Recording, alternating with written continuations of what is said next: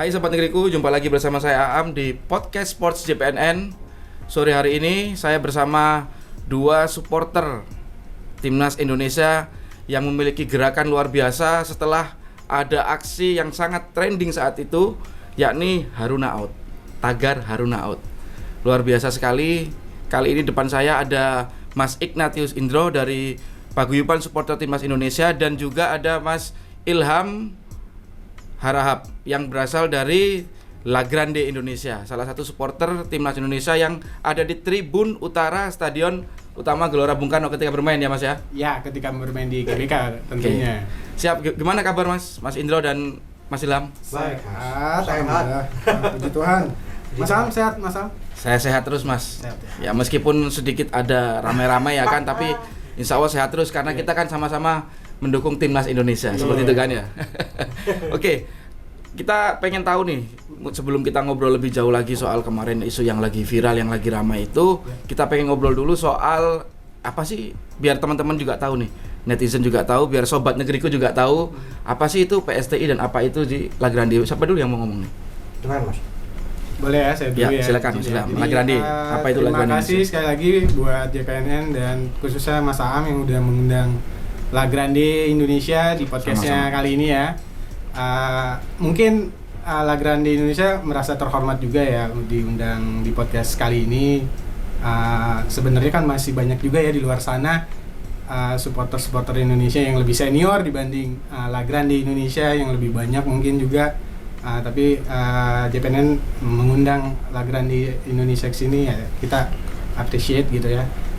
Jadi La Grande Indonesia mungkin adalah salah satu produk kegagalan PSSI ya sebenarnya ya. Produk kegagalan PSSI. Kenapa itu Mas? Jadi mungkin kita terbentuk dari 2011 ya, 11 November 2011 itu mungkin euforia setelah AFF 2010 ya. Berbulan-bulan kita dari mulut ke mulut, ayo kita bikin supporter timnas yang bener-bener terorganize, termanajemen gitu ya. Wadahnya kan belum ada dulu gitu ya.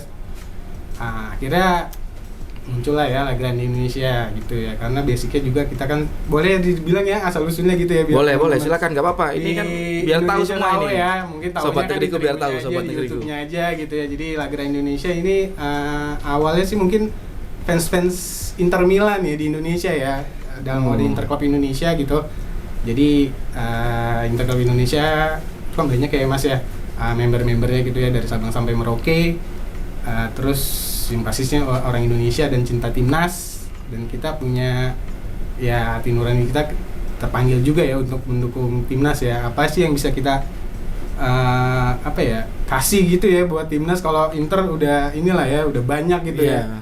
Jadi penonton layar kaca lah ke Itali gitu segala macam, cuma buat timnas apa nih gitu ya. Jadi anak-anak tuh di ICI yaudah kita bikin aja Inter Klub Indonesia La Grande gitu ya. Mungkin dari istilah La Grande Inter lah ya di Italia sana, jadi kita asosiasikan ke La Grande Indonesia. Mungkin kalau La Grande itu kan artinya besar ya. Besar. Indonesia ya, Indonesia yang besar ya. Indonesia ini ya besar banget ya. Dari sosial budaya, adat istiadat, bahasa kita ya banyak besar, suku, banyak luar biasa. Dan sepak bolanya kita nantikan ini kebesarannya gitu. Jadi dari biru hitam kemudian jadi merah putih ya Mas? Istilahnya seperti itu. Istilahnya mungkin ya. Jadi ya udahlah, nggak ada sekat lagi dari biru hitamnya. Jadi udahlah kita mau fans apa gitu ya, kita terbuka lah ya. Oh akhirnya gitu ya. Sekarang udah bukan lagi dulu kan mungkin banyak yang fans Inter gitu, tapi sekarang udah semua dari banyak fans sudah masuk ya gitu. Mau Udinese, Spezia juga boleh ya. Como juga boleh gitu. Como udah ini berarti Como bentar lagi ada Como Indonesia juga. Karena ada coach Kurus ya di sana. Oke. Jadi sudah dari tahun 2011 udah 10 tahun ya sekarang. Kita satu dasawarsa ya, satu dekade mendukung timnas Indonesia dari La Grande Indonesia. Oke, kalau dari PSTI sendiri, Mas Indro? Kalau PSTI ini terbentuk tahun 2016 ketika Piala AFF 2016 ya. Itu ketika ada kekacauan dalam penjualan tiket dulu di kawasan Gambir lah.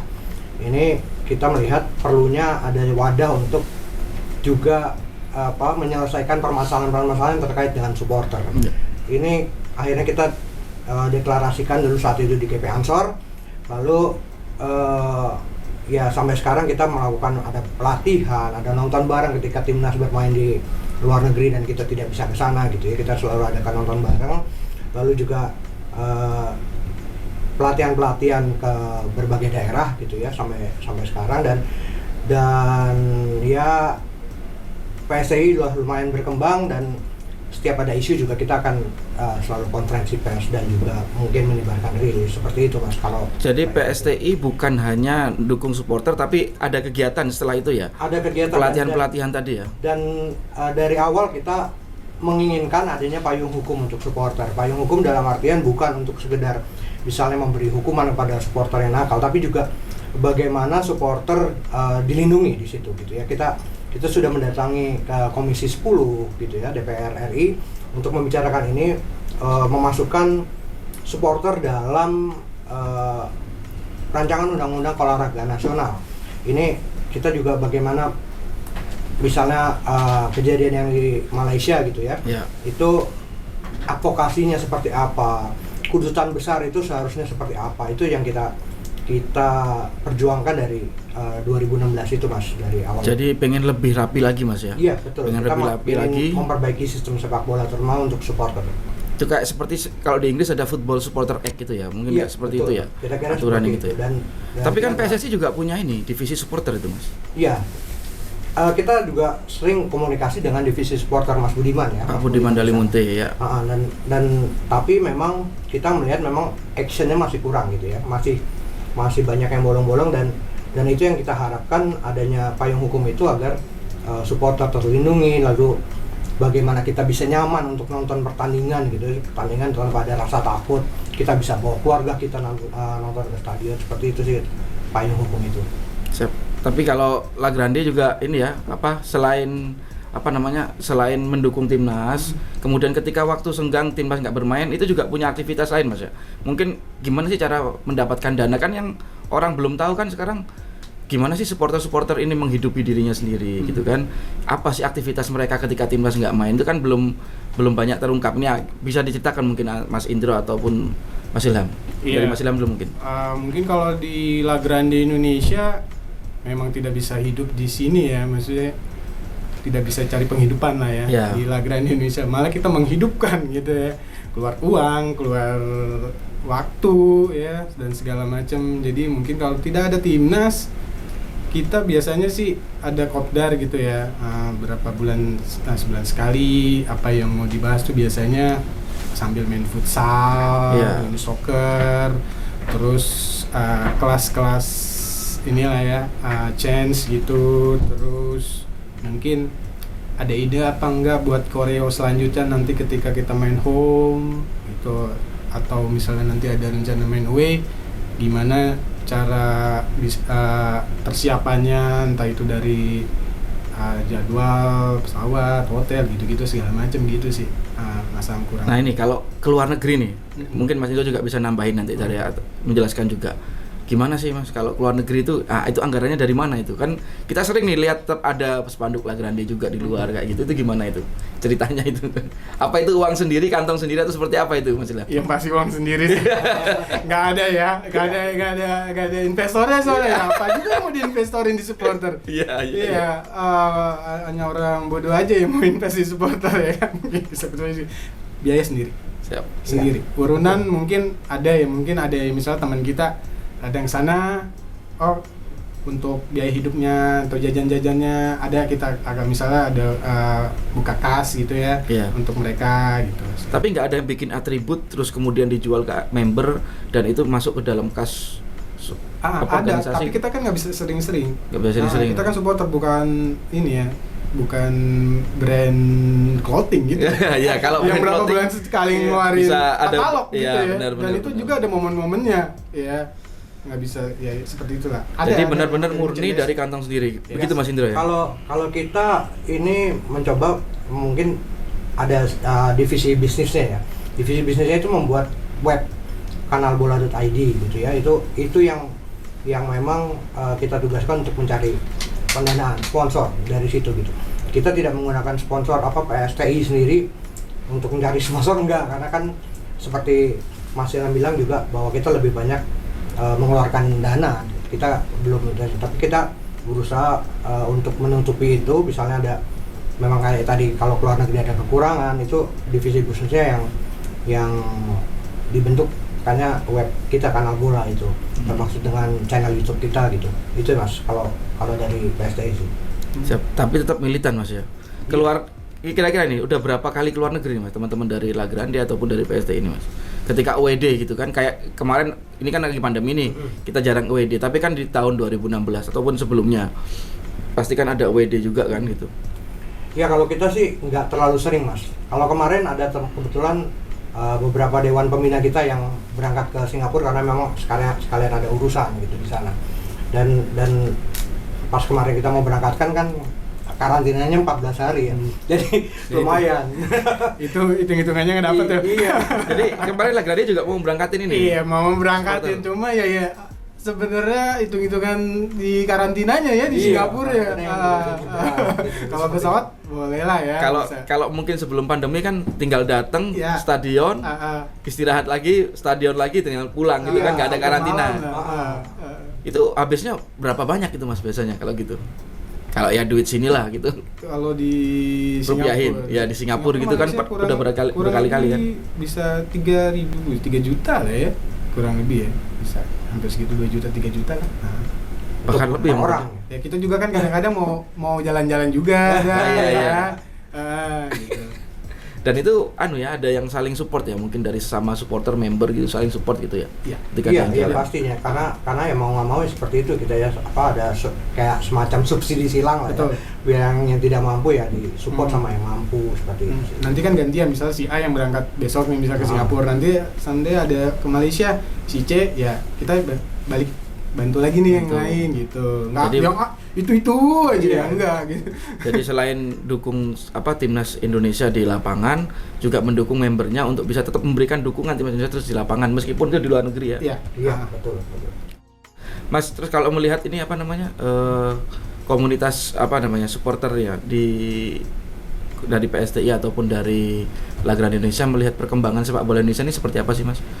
Ya mungkin selama kalau dari teman La Grande kan bisa ngelihat nih dari 10 tahun terakhir sudah berdiri perkembangannya seperti apa. Terus kalau dari PSTI kan mungkin sebelumnya kan udah lama nih di mana jadi supporter tapi baru berdiri di tahun 2016. Nah, itu melihatnya perkembangan sepak bola Indonesia seperti apa sih? Mungkin dari Mas Ilham dulu bisa ngasih perkembangan sepak bola Indonesia ya. Jadi mungkin kalau dari La Grande Indonesia mungkin ya masih jalan di tempat ya Mas ya. Cenderung mundur mungkin ya, karena ada dualismenya itu kan. Kita mundur berapa langkah itu di 2012 ya kalau nggak salah ya. Jadi kalau dibilang perkembangan ya Indonesia so far masih jalan di tempat.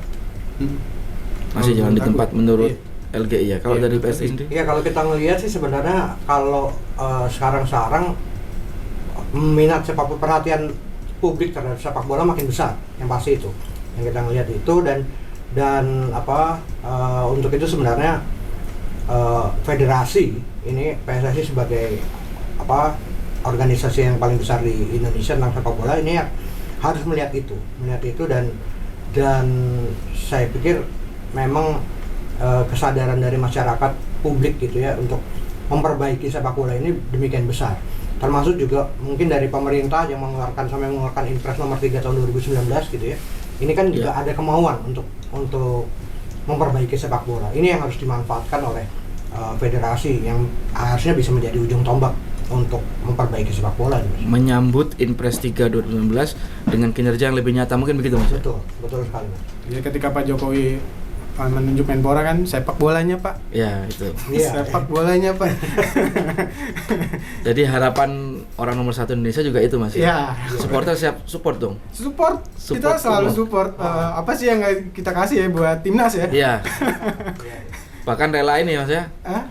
Ngantri tiket kalau kata Mas Indro. Ngantri tiketnya luar biasa katanya, sampai nginap-nginap. Iya, terima kasih lah udah banyak digital loket gitu ya, tiketing gitu ya, digital gitu ya. Jadi membantu lah kurang lebih. Paling nggak mengurangin apa ya, crowded ketika antrian kayak zaman dulu ya, ketika Wah, 2010 kan kita tahu, kita lihat juga itu kan ya. Sampai di Garnisun ya. Iya, betul.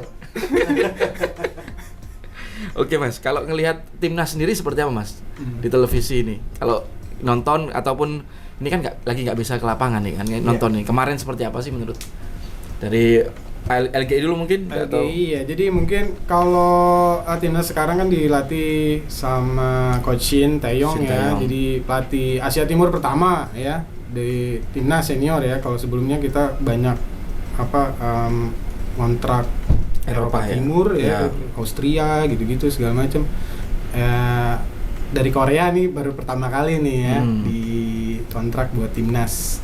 So far sih lumayan lah ya ininya ya, maksudnya lumayan progresnya lumayan bagus gitu ya, karena Shin Taeyong juga datang ketika badai Covid melanda gitu kan, 2019 akhir 2020 awal kena Covid yang harus persiapan Piala Dunia U20 ya kalau nggak salah ya, U20 Dunia U20 ya mungkin mundur ya. big plan-nya berubah gitu ya, tidak ada liga 18 bulan ya.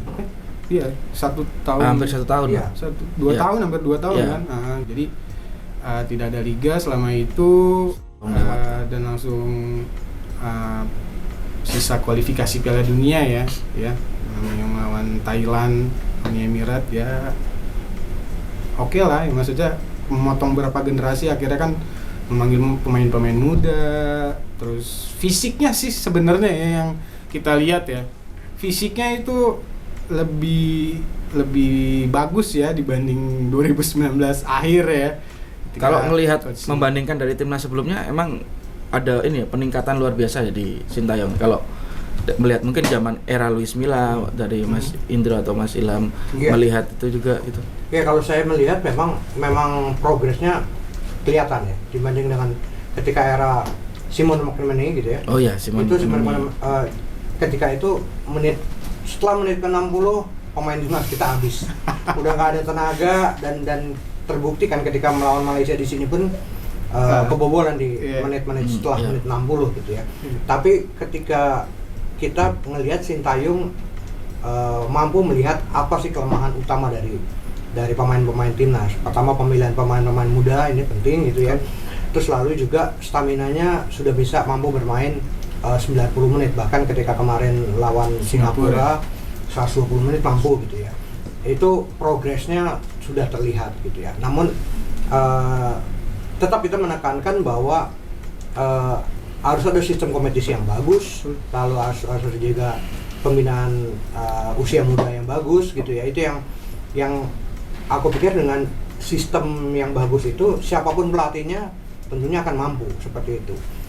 STY mampu melakukan ini kan perorangan, kita melihat STY mampu menciptakan ini gitu. Tapi nanti kalau misalnya terjadi pergantian pelatih tentunya akan berubah karena memang sistemnya belum diperbaiki. Saya tetap ngotot bahwa sistem yang terutama harus diperbaiki. Kalau tadi saya garis bawahi yang perorangan itu seperti apa maksudnya, Mas? Ya, misalnya kalau bukan Shin Taeyong gitu misalnya. Kalau bukan Shin Taeyong belum tentu dia memilih pemain-pemain muda pelatihnya gitu kan. Belum tentu juga stamina yang diperbaiki. Jadi setiap pelatih nanti setiap yang nempatin di luar Shin Taeyong akan beda lagi. Sama ketika Indra Safri bisa juara gitu ya waktu itu juga ketika ganti sistem yang di perekrutannya segala itu kan berubah lagi gitu kan. Karena sistem di sepak bola Indonesia sendiri yang tidak diperbaiki. Nah, kita tetap harus fokus di perbaikan sistem itu, kompetisi yang profesional, lalu pembinaan usia dini gitu ya, terus lalu juga match fixing dan juga mafia sepak bola harus dilibas. Itu yang harus difokuskan gitu. Ketika era Luis Milla dulu, Mas, mungkin sempat melihat kan juga euforia supporter luar biasa kan. Nah, itu seperti apa membandingkannya? Kan saya juga sempat lihat nih ada tulisan nih kan, jangan sampai kejadian Luis Milla terulang. Itu Mas, ya itu yang menarik itu kayaknya, itu gimana itu? Mas, pas era Luis Milla itu kentara banget lah ya, cara melatihnya dia ya, yang dengan track recordnya dia bawa Spanyol ya, juara juara Euro. UEFA kelompok umur ya. Iya. Jadi ya bukan EC juga sih, Luis Milla bagi Iya, kontrak kelompok gitu kan. umur. Dan cara mainnya juga ya dari ke kaki, build dari bawah gitu. Lebih seneng lah ya. Soalnya sebelum-sebelumnya kan banyak long ball gitu. Di era Luis Milla udah nonton timnas tuh udah enak, apalagi di stadion ya. Ya. Lebih jelas gitu Ya. kan. Kalau di TV mungkin sepotong-sepotong, kalau di stadion kan kita udah bisa ngeliatin pergerakan pemain belakangnya yang nggak masuk TV, buka ruangnya segala macem, jemput bolanya itu lebih enak dan fisiknya juga lebih bagus juga ya, Luis Milla juga. Makanya kenapa kita bilang jangan sampai ada ini jilid 2 Luis Milla. Mereka Sintayong kan mungkin juga lagi ngebangun kan ya, lagi ngebangun, kelihatan kan masih usia muda yang akan kita petik itu 4 tahun 5 tahun lagi, pemain-pemain semacam kayak Asnawi, Witan, Egy gitu kan. Jangan sampai mereka ini tumbang sebelum berkembang gitu ya. Selama ini seperti itu ya timnas kalau supporter melihatnya. Ya bisa dilihat Dari yang angkatan U19 F5 ya. siapa yang bertahan? Iya. Dari juara dulu ya U16 ya AFF. U19. U19 Ya. ya, U19. Siapa yang bertahan angkatannya Evan Dimas yang ngalahin Korea Selatan waktu itu ya? Ya 3-2 yang GBK. lolos akhirnya itu ke seri itu, Asia. Ketika Korea Selatannya sudah main di Wolverhampton ya, kita masih di mana? Iya. Jadi itu ya harapan ya, supporter tuh pengen timnas ini selain Berjenjang. berprestasi Iya. juga menunjukkan prestasi yang luar biasa dari pemain-pemain sendiri ya secara Iya. personal ya. Iya, betul. betul. Idolanya siapa Mas timnas? Mas? Idolanya Sekarang Kambuaya sih saya sih. Kang Buaya ya. Oh, Yes. kalau Mas Idro? Kalau saya ngeliat Witan ya, Witan ya. Witan sangat progresif, dan Asnawi itu dua itu. Kalau suruh milih Witan sama Asnawi milih mana? Saya milih kalau skill Witan, tapi kalau apa namanya tekad dan kemampuan dan Leadership-nya daya ya? juang, Asnawi. Asnawi, siap. Nah ini nih yang menarik kemarin. Kalau supporter ngelihat kemarin, kita kan sempat podcast dengan Pak Haruna kemarin. Nah, itu kemudian jadi ramai. Itu Iya. apa sih yang jadi titik-titik titik sorotnya itu apa sih gitu? Ini Mas Am juga sih akhirnya. Jadi rame kan. Jadi kalau nggak gitu Oh, iya. kan ini apa namanya sisi lain sepak Oh, bola iya. Indonesia kita kan nggak banyak yang tahu juga gitu kan. Ya kalau dari kemarin ya aku juga taunya dari media sosial ya, dari anak-anak nih ada SKPSSI di podcast JPNN gini-gini, nonton lah ya kan, atau banyak cuplikan-cuplikannya di media sosial, akun-akun sepak bola kan yang potong-potong sebagian-sebagian, kita nonton utuh, ya banyak kontranya ya daripada pronya mungkin. Salah satunya apa itu yang kontra itu mungkin Mas? Pertama mungkin match fixing gitu ya. Iya. Atur apa yang berhubungan sama mafia, terus dan masuk ke teknisnya yang harusnya dibicarakan di internalnya PSSI gitu, selesaikan. Kalaupun belum selesai ya ditunggu dulu ya. Yeah. Sintayongnya pun nggak kemana-mana gitu ya, nggak pulang ke Korea dia kan, masih di Bali. Ya kalaupun ada istilah deadlock menurut Oh yang evaluasi timnas itu maksudnya? Iya, evaluasi dan ya katanya Coach Shin tersinggung segala macam ya. Jadi mungkin bisa ditunggu dulu karena Coach Shin juga masih ke Bali kan, lihat pemain-pemain kita buat di undang ini ya, buat piala persahabatan yang nanti ya. uji coba internasional. Iya, ditahan dulu gitu ya kan. Terus jadi sarapannya publik gitu ya, jadi dimakan sama teman-teman. Ya akhirnya sampailah hari ini ya kita di. Kalau Mas itu sendiri, Iya. apa titik poin yang jadi titik sorot itu? Ada perbedaannya. Pertama match fixing, saya sepakat dengan Mas Ilham gitu ya. Ini match fixing itu harus kita sikat. Mafia sepak bola bagaimanapun itu yang memperburuk pertama citra, lalu juga secara permainan seperti apa. Lalu juga masalah STY gitu ya. Masalah STY saya sepakat STY walaupun memang kita lihat secara prosesnya bagus gitu ya, tapi memang tetap harus ada evaluasi. Betul. Apapun itu gitu ya, harus tetap dievaluasi, lalu tetap apa sih yang menjadi kekurangan dari timnas. Tapi ketika teman-teman netizen protes terhadap Pak Haruna ya, Pak Haruna mungkin Pak Haruna sendiri sudah siap dengan bully atau bagaimana, tapi janganlah kita bawa-bawa keluarganya seperti itu. Itu yang setuju yang itu, setuju. harusnya dikurangi seperti Setuju. itu. Saya pikir ya kalau Pak Haruna tentunya udah siap dengan resikonya gitu kan. Siap. Tapi kalau keluarganya salah apa keluarganya? Betul, Tentu betul. nggak ikut-ikut. Gitu. Betul, betul. Selalu ada pro dan kontra memang ya. Dulu Mas Am juga dibully juga. Iya. Ya jadi resiko Ada karena resiko, kita ya. mau wawancara Pak Haruna yang penuh kontroversi Iya, memang. iya. Jadi udah resiko. Tapi dengan track record Pak Haruna memang setuju dengan Mas Indro, jadi emang udah siap lah ya beliau gitu diundang podcast dengan kontra dengan pecinta sepak bola Indonesia ya. Aku ya kan udah siap lah Pak Haruna. Yang sangat ramai kan kemarin ini Mas, apa namanya, Pak Haruna bilang bahwa udah selesai, nggak usah proses, kita pengen lihat hasilnya. Nah, ini seperti apa nih kalau pada pandangan LGI dan juga dari PSTI ini? Ya itu kalau kita sih percaya proses gitu ya. Pelatih misalnya sekaliber Jurgen Klopp gitu ya. Itu juga di tahun keempat baru bisa menghasilkan juara gitu Iya. kan, nggak secepat itu gitu. Tapi STY pun juga seperti itu. Kita nggak bisa mengharapkan 4 bulan baru berlangsungnya liga dia bisa memilih pemain-pemamain yang tepat gitu ya. Itu kan nggak seperti itu juga, nggak instan gitu. Itu yang kita ngeliat, kita tetap percaya proses gitu. Kalau Pak Haruna tidak percaya proses ya itu emang pilihannya dia, tapi kalau kita tetap ngeliat prosesnya cukup baik dan saya menyambut bahwa lebih banyak masyarakat sepak bola Indonesia yang melihat proses itu gitu dengan tetap mendukung Sintayong gitu ya. Dan saya harap sih memang minimal Sintayong diberi kesempatan terlebih dahulu, tapi dengan catatan memang harus tetap ada evaluasi tersebut gitu, tidak bisa dilepas begitu saja seenaknya Sintayong juga gitu kan, harus ada evaluasi yang menjaga agar Sintayong tetap di on the track. Tapi kalau melihat ini Mas, dia bilang kemarin, Pak Haruna bilang ada 2 target nih di 2022, juara AFF U23 dan juga Piala AFF 2022. Karena yang kemarin yang 2021 kan sebenarnya 2020 tapi ketunda 2021 dan finalnya di 2022 itu kan. Nah ini sekarang apa namanya yang dua target sendiri melihat seperti apa sih? Kalau dari teman-teman supporter sendiri itu logis nggak itu? Kalau dibilang logis lah, karena Logis, ya? U23 kita juara kan terakhir kan. Ya terakhir juara U23. Mengalahkan Thailand 2-1. Thailand ya 2-1. Jadi ya kalau untuk kelompok umur masih inilah ya, kita masih kompetitif lah ya, dan didukung juga banyak pemain-pemain junior kita juga yang di level klub udah dikasih jam terbang dan menghasilkan banyak ini ya, bibit-bibit gitu ya. Jadi juara emang logis lah kalau menurut supporter ya. Iya. Karena kita juga udah juara, masa kita harus targetnya runner up gitu, harus Iya. juara.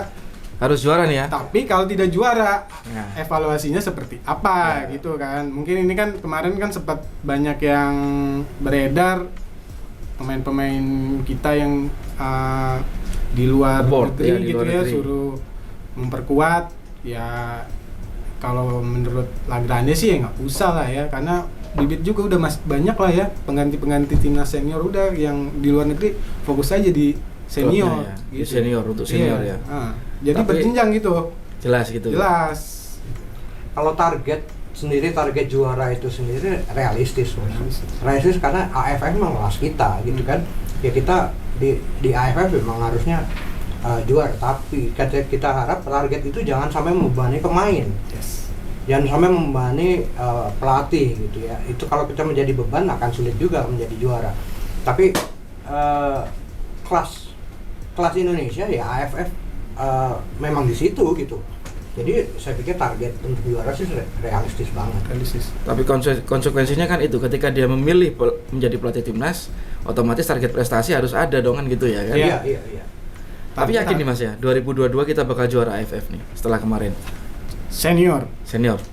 Lebih yakin kita. Lebih yakin ya. Dengan performanya kemarin ya. Ya. Sebenarnya kalau yang kemarin juga realistisnya ya lolos grup juga alhamdulillah sih ya, dari Lagrande ya. Iya. Asal nggak kalah sama Malaysia aja.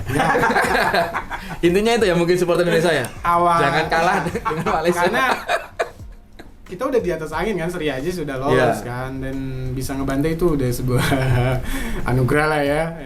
Jadi untuk masuk ke final nothing tulus lah kemarin lah ya. Main aja udah fight gitu. Tapi kalau boleh jujur nih Mas, selama ini sudah ini apa namanya, benar-benar percaya sama Sintayong nggak sih? Apalagi ketika kita kebobolan duluan Malaysia. Kemudian momen berikutnya ketika kita main dengan 11 pemain melawan 9 pemain Singapura di semifinal. Kemudian kita sempat emosi juga kita kan, kok gregetan banget nih, kita udah unggul pemain. Itu sempat rasa cintanya hilang nggak sih sama Sintayong gitu? Jangan kan ngomong Sintayong Mas ya. Yang dualisme aja pemainnya dulu aja kita tetap yakin. Kita gitu yakin aja udah yakin masalah aja. menang La Grande itu maksudnya menang kalah itu di atas lapangan ya. Jangan sampai kita kalah di atas tribun gitu aja udah. Oh.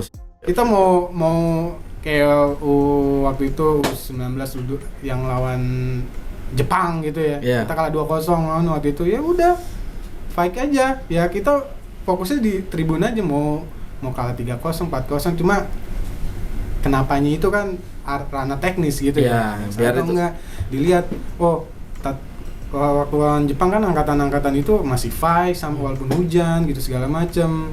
Berbeda ya kalah dengan Malaysia 3-2 gitu. Pemain kita fisiknya udah molor. Itu yang kita garis bawahi gitu. Kalau kita mau pelatihnya Sintayong lah atau kayak Coach Simon, yakin terus. Kalau nggak ada kita siapa yang yakinin gitu mereka. Benar itu. Tapi pas pelatih Simon aku benar-benar yakin.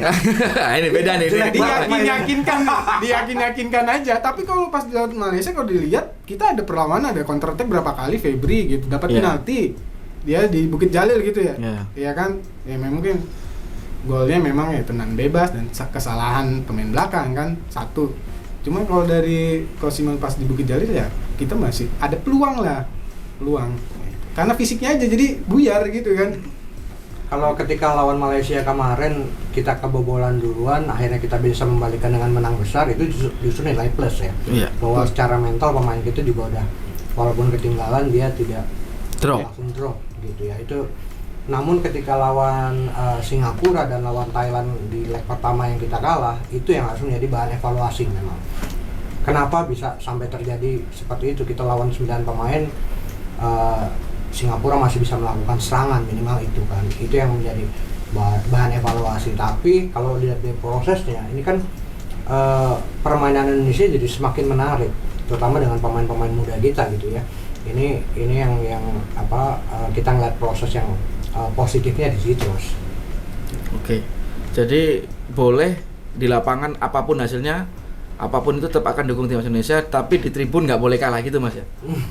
Exactly, betul. Seperti itu.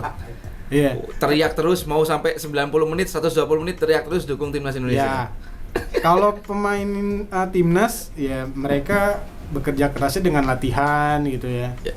Kalau ke La Grande bekerja kerasnya di tribun apalagi. Iya.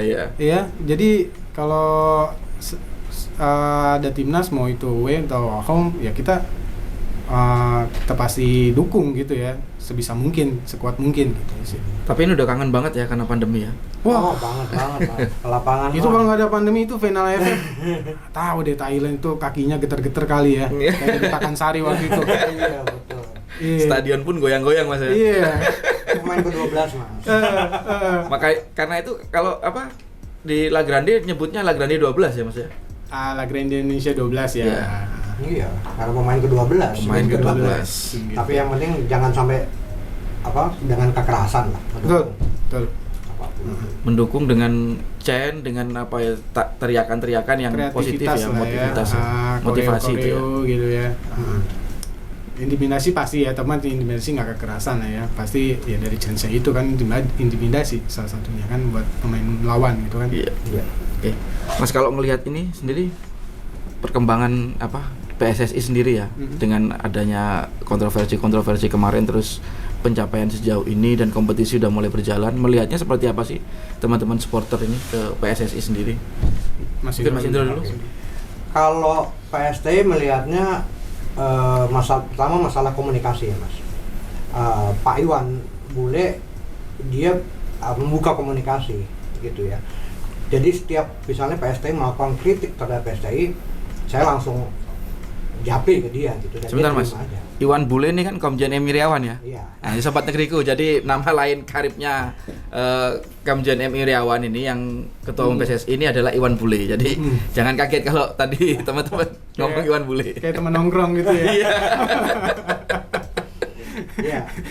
Jadi apapun target kritik kita kan maunya didengar sama pengambil keputusan. Dan saya lihat Pak Iwan ini membuka itu, minimal itu gitu ya.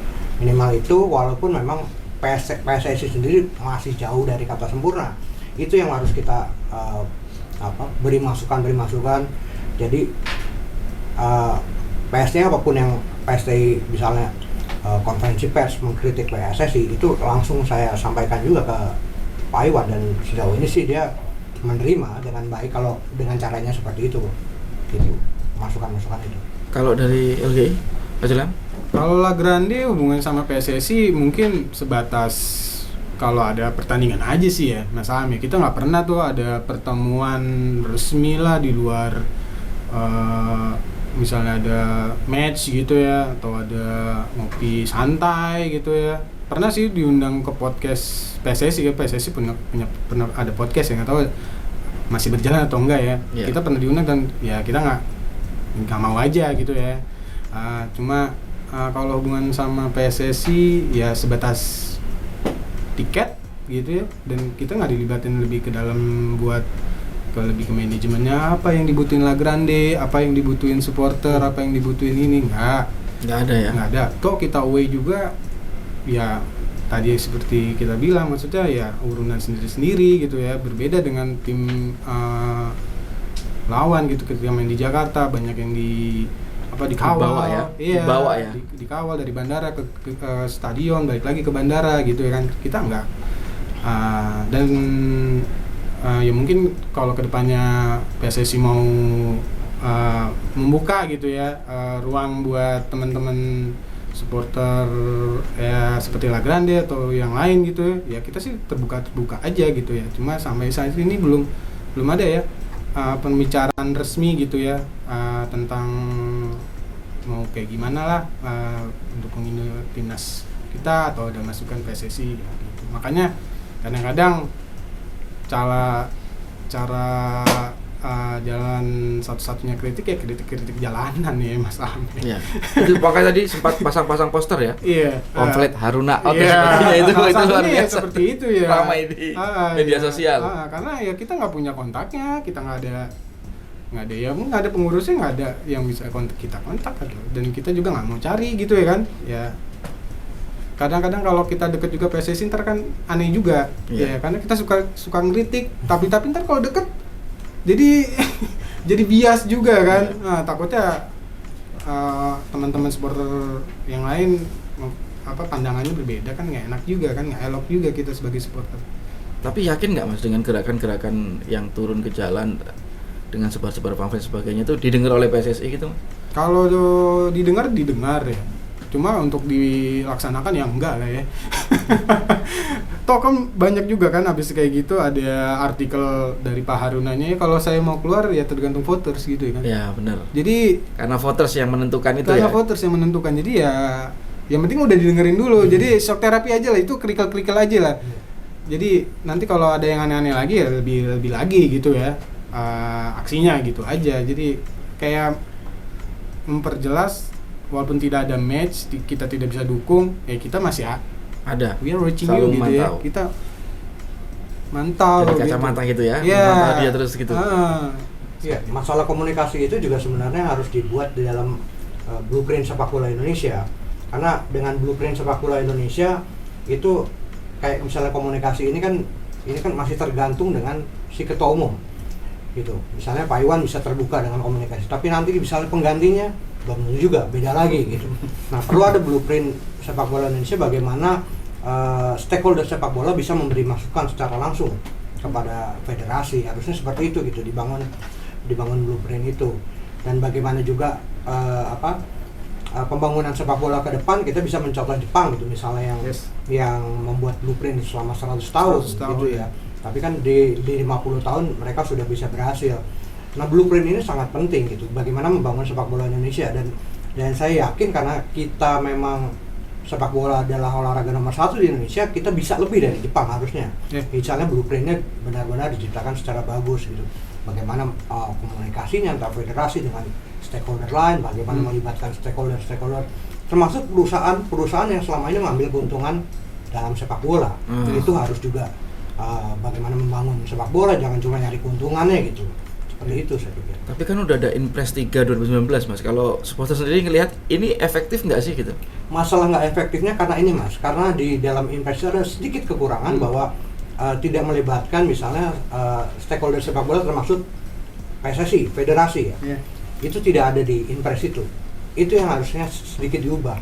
Jadi kemarin kita menjalin komunikasi, apa sih yang kurang dari Inpres? PSSI nggak bisa apa-apa, ini tergantung dari kementerian. Harusnya kan malah PSSI yang menjadi garda ujung terdepan. tombak, Iya. garda terdepan gitu kan, sebagai dia yang mengelola sepak bola gitu. Tapi ini enggak gitu. Jadi masih tergantung kementerian. Iya. Nah itu sedikit aja diperbaiki. Saya pikir ini bisa menjadi dan membuat blueprint sepak bola Indonesia yang baik dan benar. Tapi bukannya tujuan Inpres itu untuk percepatan pembangunan sepak bola nasional. Otomatis kan otoritas sepak bola Indonesia yang diakui oleh FIFA adalah PSSI gitu kan. Kenapa masih harus diperjelas lagi gitu? Apa karena memang negeri kita ini butuh yang detail-detail gitu Mas ya? Iya, saya pikir itu. Makanya saya ngotot bahwa biar supporter itu harus masuk dalam undang-undang olahraga nasional karena lebih dianggap gitu ya. Beda supporter dengan penonton. Sejauh ini baru di undang-undang olahraga nasional disebutnya penonton Mas. Penonton ya. Nah, jadinya ketika ada kejadian di Malaysia, advokasinya seperti apa? Kedubes lepas tangan udah beres gitu. Yeah. Sementara supporter kan butuh advokasinya seperti apa, didukung oleh kedubes gitu misalnya. Ini yang seperti ini. Nah, detail-detail itu saya pikir tetap harus. Dimana PSSI juga terlibat di dalam Inpres itu. Ini juga komunikasi dengan divisi supporter di PSSI berarti? Iya, kita sih kalau kami dari PSTI ya, ini kita komunikasi terus dengan pihak PSSI ya. Kalau kita kritik ya kritik. Oke. Nah ini Mas, saran terakhir nih dari teman-teman supporter sendiri untuk pemerintah kita agar bisa menyokong sepak bola Indonesia seperti apa? Sarannya itu? Harapannya, sarannya atau apa ini masukannya ini? Sarannya mungkin lebih ini ya. Jadi kalau pemerintah kan banyak sepak bola ini kan nggak terkait sama Menpora aja ya.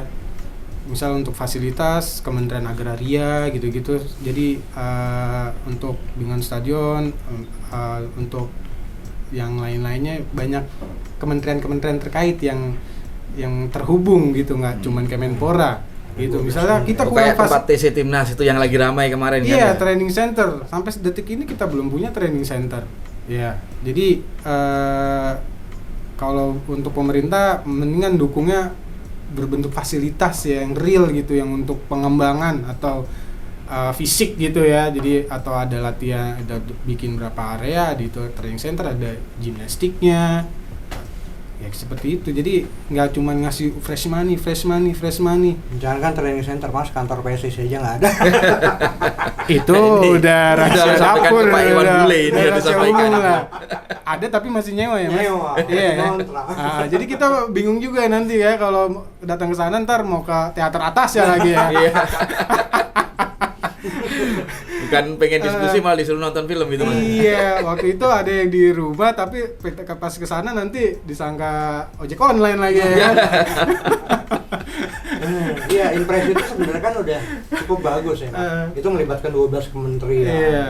Ya, Dan juga ada banyak kementerian, ada beberapa juknisnya, badan, ya. petunjuk teknisnya lagi dibentuk oleh Kemenpora ya kan. Itu yang harus dijalanin secara konsisten buat kementerian-kementerian yang masuk di Iya. dalam Inpres tersebut. Itu. Gitu dulu waktu Inpres itu kan kalau misalnya zaman Orde Baru udah keluar Inpres sudah jadi tuh Langsung. bangunan. Iya, Inpres. SD Inpres. gitu kan. Nah ini juga harusnya seperti itu, udah keluar Inpres ya Harus jadi. harus jadi itu barang gitu kan. Siap Mas. Tapi ini Mas ya kalau melihat secara keseluruhan omongan Haruna kemarin memang benar-benar bisa membuka ini ya. Banyak hal yang sebelumnya saat nggak dipantau, nggak diperhatikan, akhirnya kita langsung mantengin itu lagi gitu ya. Iya. Positifnya di situ. Ya positifnya di situ. Jadi terima kasih buat JPNN udah undang Pak Haruna. Jadi kalau kita supporter sih udah tahu ya track record Pak Haruna seperti apa ya di dunia supporter. Cuma kan udah konsumsi nasional nih ya. Ya penonton pecinta timnas yang nonton sekali dua kali. Jadi udah tahu PSSI ternyata ada EXO PSSI yang bisa ngomong kayak gini loh. Jadi kan orang juga banyak pendapatnya yang lebih nasional, nggak cuma supporter aja yang bilang PSSI bobrok lah, posisi seperti itulah, out gitu. Iya. Jadi nih Exco PSSI-nya ngomong kayak gini loh, teman-teman sebangsa dan setanah air, jadi masih percaya ya seperti itu. Ini Pak Iwan Bule sudah tinggal setahun lagi kayaknya. 2 tahun ya? 2023 ya? 2023 nanti ya kan. Nah, ini apa harapan ke depan? Kira-kira kalau melihat kemarin atau apa ya? Melihat kinerja selama ini masih anu ya sih, supporter masih percaya nggak sih kalau dengan kepengurusan yang ada saat ini gitu? Kalau supporter La Grande Indonesia sebenarnya kalau Pak Iwannya sih seperti kata Mas Indra ya lebih terbuka ya mungkin ya, karena dulunya sebelumnya Pak Edi tertutup banget gitu ya, apalagi kita pernah juga kritik tuh di stadion ya kan, Edi out jadi apa nih federasi baik, timnasnya baik ya, kalau wartawan baik kayak gitu. Jadi seremonial ya rata-rata gitu ya, jadi Pak Iwan mungkin rada lunak ya, jadi komunikasinya memang lebih bagus gitu kan, tapi nggak ke La Grande-nya ya, ke publik ya, gitu, nggak khusus ke La Grande. Yang jadi masalah ini Exco-nya sih sebenarnya, karena kan lokomotifnya ini Exco-nya yang kan mereka keputusannya kolektif kolegial mereka. Iya, kalau ketua ya ketua, cuma kan yang jalanin liga dari Liga 1, Liga 2, Liga 3 terus pembinaan, ini Exco-nya nih. Jadi Liga 3 terutama tuh berantakan. Wah, Liga 3 kan kita udah tahu sendiri ya, setiap minggu ada aja kejadian ya kan, sampai ada yang merenggang nyawa seperti itu kan. Di mana gitu hati nuraninya mereka sebagai pucuk pimpinan Exco gitu ya, nggak ada langkah konkret juga untuk memenahinya gitu. Jadi harapannya itu Mas ya, jadi untuk 2023 ada perubahan seperti itu. Ya siapapun jadi ketumnya, asal Exco-nya dipilih sama Asprof dan Askapnya yang benar, yang benar-benar orang yang menguasai sepak bola ya, voters gitu. Ya ini bakal lebih bagus gitu ya. Jadi masalah ini kan Exco-nya juga yang dari dulu. Pak Haruna udah berapa tahun gitu ya, udah pernah di era Nurdin Halid, terus kemudian sekarang terpilih lagi Pak Iwan Budianto gitu kan. Jadi ya benang kusut ya kalau dibilang dari saya SD, omongan para penikmat dan pengamat sepak bola sampai saya yang ngomong saat ini ya begini-begini aja. Dari saya nonton TVRI gitu ngomongnya gitu-gitu sampai saat ini ngomong di podcast. Jadi yang kurang apanya nih Mas? Apa sih? Mungkin kalau kita lihat tim kan leadershipnya seperti apa, atau lihat sebuah organisasi, apa manajemennya yang kurang kalau melihat? Ya manajemen kan dilihat Exco itu dari level kabupaten dan provinsi. Itu dulu tuh yang kabupaten dan provinsi itu dibuka gitu, maksudnya sampai saat ini kan terpilih Exco sekian gitu ya, mencalonkan. Kita kan nggak tahu ujung-ujungnya asal usulnya seperti apa.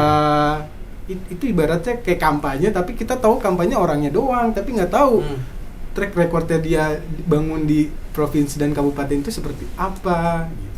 Sistem itu Mas yang perlu diperbaiki ya, sistem misalnya dalam federasi sendiri seperti apa, termasuk pembuatan blueprint sepak bola Indonesia. Ajak seluruh stakeholder gitu ya, PSSI harus berani mengajak seluruh stakeholder, termasuk pihak-pihak yang selama ini dianggap berseberangan dengannya, harus berani gitu. Kita semua saya pikir maulah terlibat untuk memperbaiki sepak bola Indonesia, karena ini memang untuk sepak bola Indonesia. Buatlah blueprint, kita bangun sistem bersama gitu ya, bangun sistem yang benar, yang demokratis untuk mencegah misalnya tadi ada mafia sepak bola atau apa gitu ya. Bagaimana juga misalnya klub menghasilkan penghasilan agar dia bisa memenuhi hak-hak para pemain gitu, misalnya agar tidak bisa disogok atau apa disuap untuk match fixing bola gitu, match fixing. Itu kan ini sistem itu yang perlu dibangun. Saya pikir saatnya PSSI mengajak seluruh stakeholder sepak bola gitu, nggak bisa enggak lagi, dan masih ada waktu 2 tahun ke depan gitu ya untuk Pak Iwan melakukan itu gitu untuk memperbaiki sepak bola Indonesia. Jangan ditunda-tunda lagi. Jadi masih percaya dengan Pak Iwan Bule untuk bisa memperbaiki sepak bola Indonesia dan memperbaiki timnas Indonesia Mas? Kita lihat 2 tahun ini, Mas. 2 tahun ini.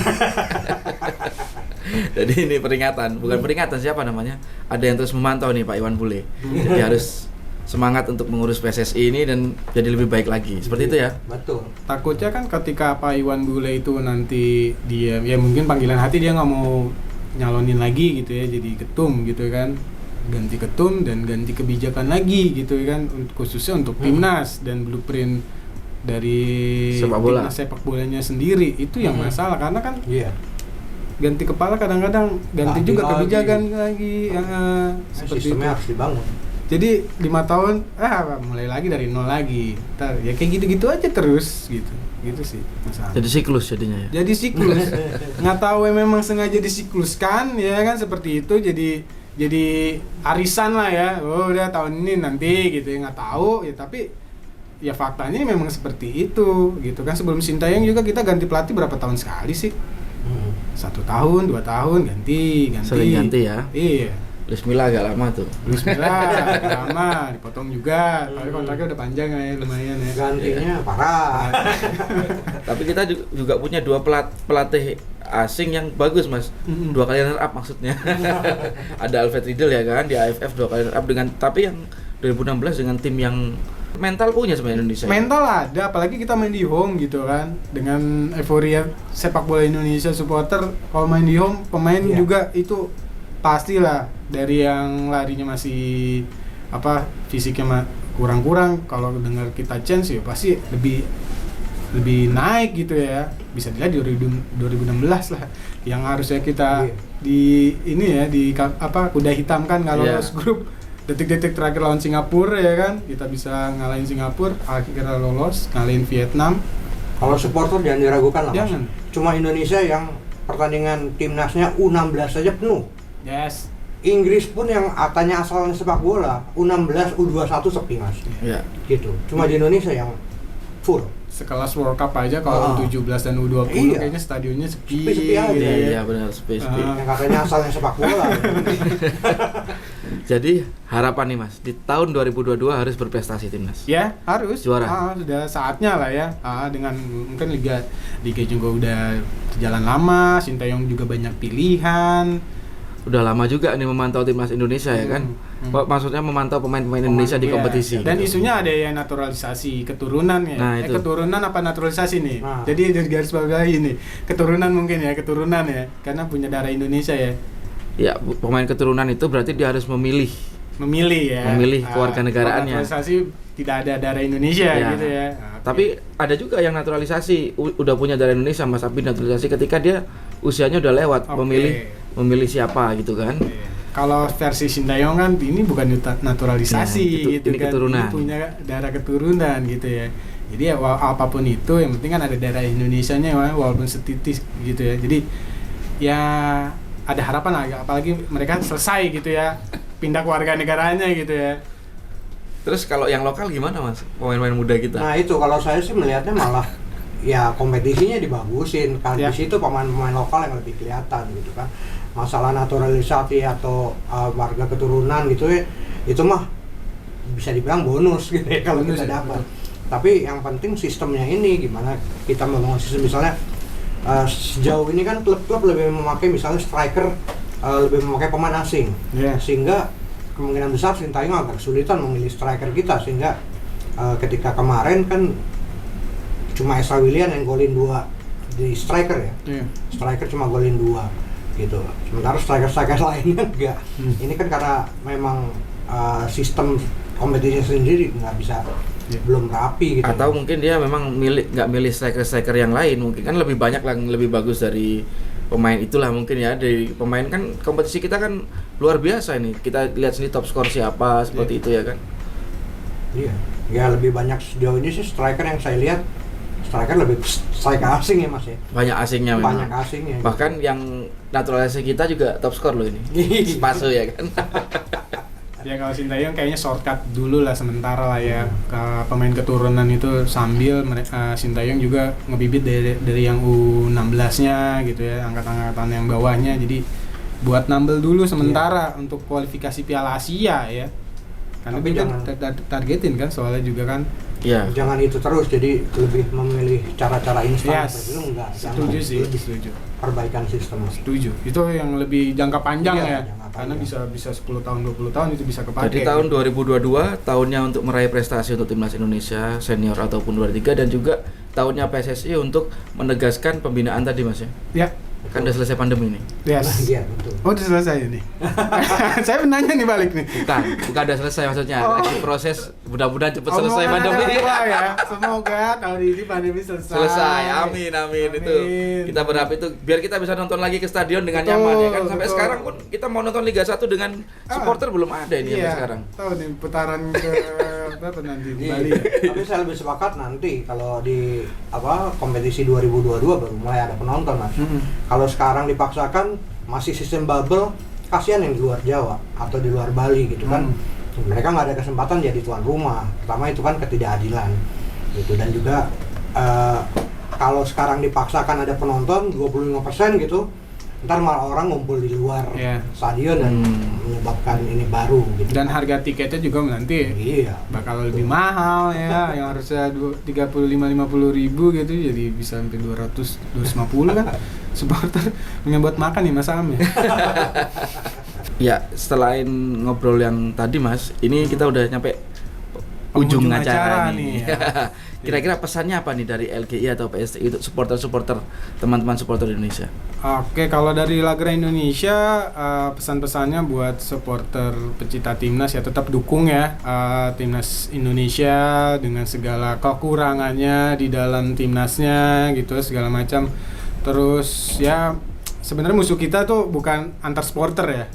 Tapi kalau dibilang musuh dalam tanda kutip, musuh kita ya PSSI yang miskin prestasi. Nah. Seperti itu. Jadi gandeng tangan kita bersama-sama ya, perkuatkan barisan, tetap kawal Garuda dan kontrol PSSI-nya ya.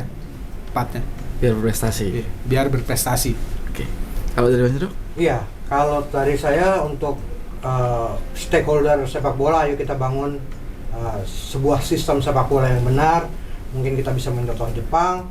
Lalu untuk supporter kita harus satukan pemikiran kita bahwa ada hal yang lebih besar dari rivalitas ataupun sepak bola itu sendiri, ya ini masalah kemanusiaan. Saya pikir itu. Oke. Oh iya. Ya. Itu tadi Sobat Negeriku bincang-bincang bareng Mas Indro dan juga Mas Ilham dari PSTI dan La Grande Indonesia.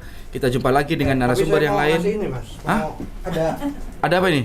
kenangan tunda dulu. buat JPNN Tahan dan dulu. juga La Grande. Oh, iya, ini. aduh. Kita tunda dulu ini Sobat Negeriku. Tadi mau closing, nggak jadi nih, ada kenang-kenangan kita. Kenang-kenangan ya. Apa nih, Mas? Sebuah bola. Oke.